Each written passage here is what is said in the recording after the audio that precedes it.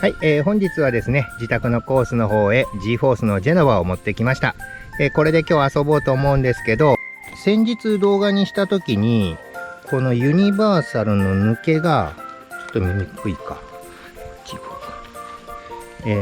このユニバーサルの抜けがね、あまりにもひどかったので、今回ユニバーサルを DF03 のものに変えました。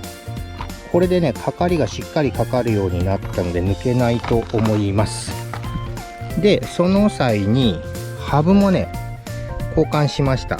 これなんだっけかな、M05 だったかなに交換して取り付けた結果、トーインがちょっとつけれたので、ちょっとトーインの角度変えました。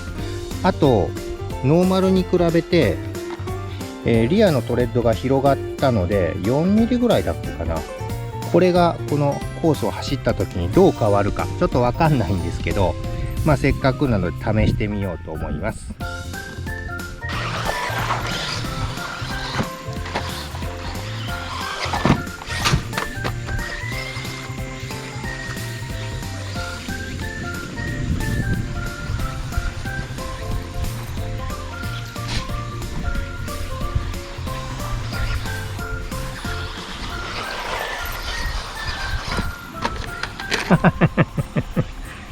みんなどこ行った。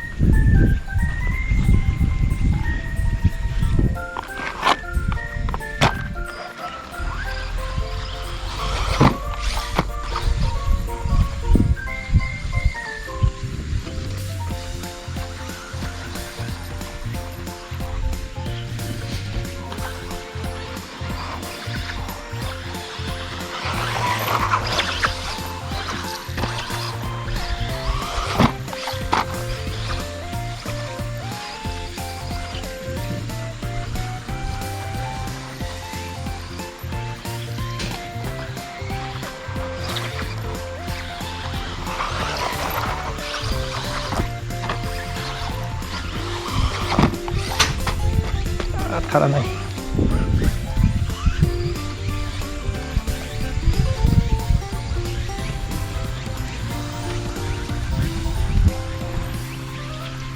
はい、本日は、自宅のコースでジェノバ走ってみました。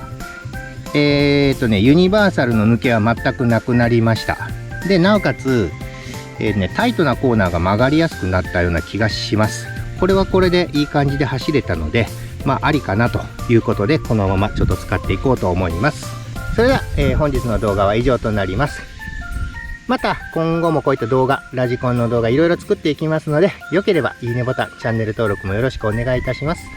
それでは最後までご視聴いただきありがとうございました。失礼します。